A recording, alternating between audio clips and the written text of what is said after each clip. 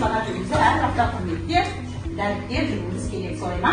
Ал енді балалар, бүгінгі сабағымыздың мақсаты негізінде түсіндіріп өтейін. Бүгін бізде қазақ тілі сабағы үйге өткен ержігіт қайталауға берген. Біз зат есімді туатымыз қазір солайма. Сендердің алдарында қазақтың салт дәстүрі, уық, мысалға киіз үй біздің ата-бабаларымыздың ерте заманда қоныстанған соның уықпен бағалау. Әрқайсының алдына уық бердім. Әр сұраққа жауап берген сайын уықты көтеріп, өздерін бағалау тесті. Оның пайызы қазіргі сабақ өткен сабақтарды қайталауға. Мынау зере. Бұл да біздің қазір енді неше түрлі тістің түрі шығып кетті, сондықтан бұл кем қолданады. Бірақ бұрынғы уақытта осы ағаштан жасалған зерен кесе деп аталады. Осындай ыдыстар біздің құндылықтарымызға жатады. Міне осы кесенің ішінде асықтарымыз тұр. Келем, аласында қандай түс ас қалады? Сол түсті қағаздан алып сұраққа жауап береміз. Сары, ал отыр ғой. Түбір дегеніміз не? Сөздің одан ары көрінбейтін мағыналы бөлігін түбір немесе түбір сөз дейді. Сөз дегеніміз не? Сөз заттың, сапаның, қимылдың, сәннің атауы. Сөз мағынасына қарай неше тоқтап өтіне қойшы? Қандай? Антоним, синоним, амон. Өте жақсы. Зат есім дегеніміз не дейді? Заттың атын білетін сөйлені әрінің. Зат есім дейміз. Зат есімге қандай сұрақтар қойылады? Кім, кімге, не? Отыра қойды. Өте жақсы. Міне балалар жалғау сөз бен сөзді байланыстырады. Жұрнақ дегеніміз не? Иә. Сөз мағынасын өзгертеді. Өте жақсы. Жұрнақ сөз мағынасын. Бірінші топ адамдарға қатысты сөздер, екінші топ жануарларға, үшінші топ заттарға. Қазақша орысшасын атайын. Мұғалім. Ал, орысшасы? Учитель. Апа. Бабушка. Бабушка. Ата. Дедушка. Мысық кошка. Мысық кошка. Ит собака жақсы. Книга. Екі жаққа бөлініп тұрып, ортадан орын қалдырылды. Екі әже бір жанды қолтығынан демеп, төр жаққа барды. Тағы бір әже дайын тұрған ала жіппен бір жанның аяғын ұсады. Ал баладан мәтін тыңдады, бәрі алаңда кітаптарында тұр, енді бері қаймады. Сал кесе. Біз қазағымыз салт дәстүрге баймыз дейді.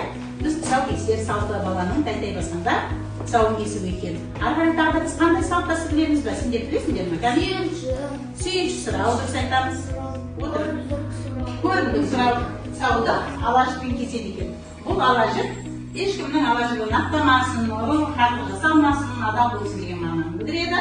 Ал енді Қыз балам, қадам үнді бастан нәз балам, көрме үнді шешейін, ұста үнді кесейін. Қыз балам, үнді жаз балам, қадамына қарайып, басқан үнді санайын.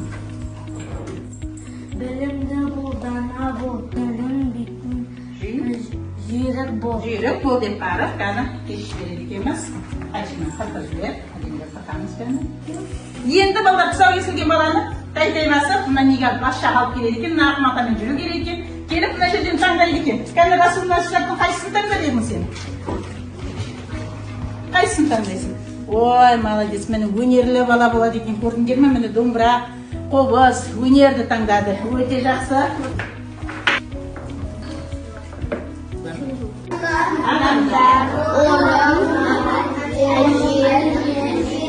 Бірінші, адамдар, Айсу, қандай сұрақ? Кімдер, өте жақсы. Орын, Айсу таңды.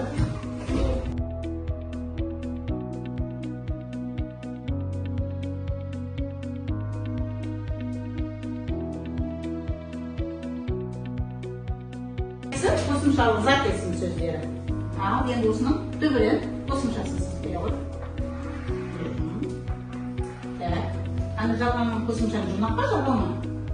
Жалғанның қосымшаны. Жалғау қандай әзілді қарады екен?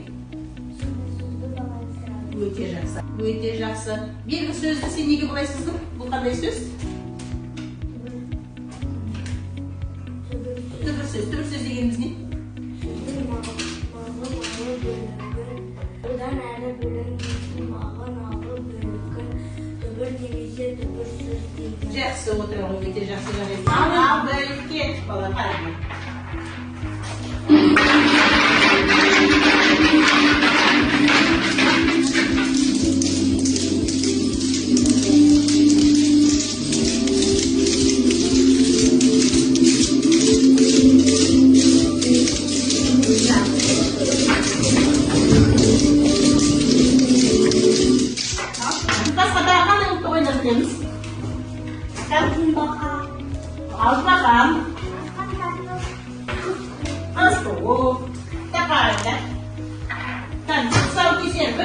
Okuyunuz bәріміз. Көріп, аяқ басуын, сау кесер шашуын, әзірет шашып кеп, әнмен күйіп басып кеп. Үш топқа, міне сау кесер деген тақырыбын алдым. Топтық жұмыс бұл. Мына сөздердің бір сөз, осыдан бірнеше сөз жасауға болады. Жазамыз, артқа жалғастырып береміз. Тос, кесе. Міне тос, сал, кес, кесе деген төрт сөз жазды, екінші топ жақсы. Тос деген сөз. Тос деген мына біздің көкжиегіміздің төрт түсі бар дейміз, оңтүстік, солтүстік деп. Сал деген ол денсаулық. Кесе деген кәдімгі ыдыс, шай ішетін ыдыс.